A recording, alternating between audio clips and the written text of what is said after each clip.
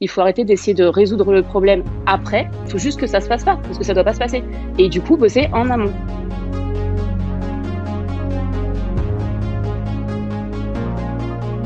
L'idée de l'application, je l'ai eue en mars 2019. Ça vient plutôt d'un vécu personnel. Je faisais un second burn-out. Je suis prise en charge par un médecin traitant. À l'époque, je suis pour la deuxième fois maman. Et en fait, cette médecin traitant me voit, je suis complètement... je suis en plein burn-out et elle me dit stop, arrête là. Je te crois, ce que tu as est réel et je vais te protéger. Une prise de conscience improbable, mais je me dis, mais la bienveillance humaine est juste sans limite et en fait, il faut qu'on soit tous et tout au courant, il faut qu'on l'active, il faut faire quelque chose, il faut que les gens soient au courant. Le lendemain, je prends le métro et là, je vois physiquement toutes les femmes dans la rame de métro et je me dis, mais mon idée va bien plus loin que ça en fait. Si la nana en face de moi, elle est en train de se faire agresser, que je le sais, j'ai qu'une envie, c'est de faire semblant de la connaître et d'aller la voir et de lui dire hey, Marie, comment ça va? Et forcément, l'agression prend fin. Il faut arrêter d'essayer de résoudre le problème après. Il faut juste que ça se passe pas, parce que ça doit pas se passer.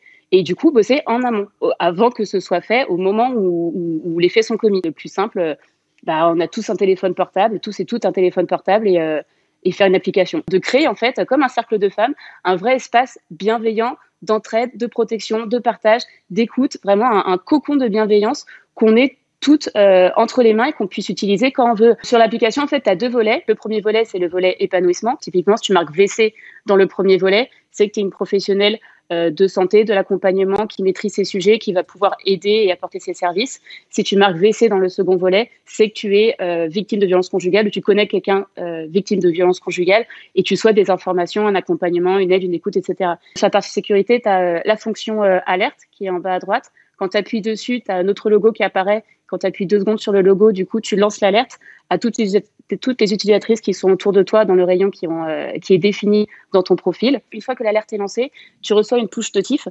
Et sur la push notif, en fait, tu as le visage de la personne, si elle a mis une photo de profil, son prénom, son nom qu'elle a renseigné.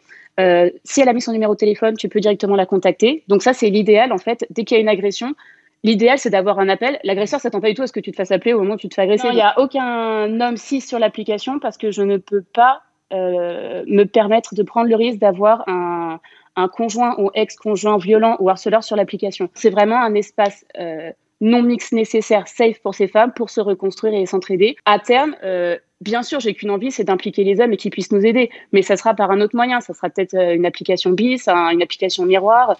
Mais en tout cas, les femmes resteront, et personnes issues de minorité de genre, resteront entre elles et elles sur l'application jusqu'à ce qu'elle continue à vivre. Et ça sera gratuite pour toutes.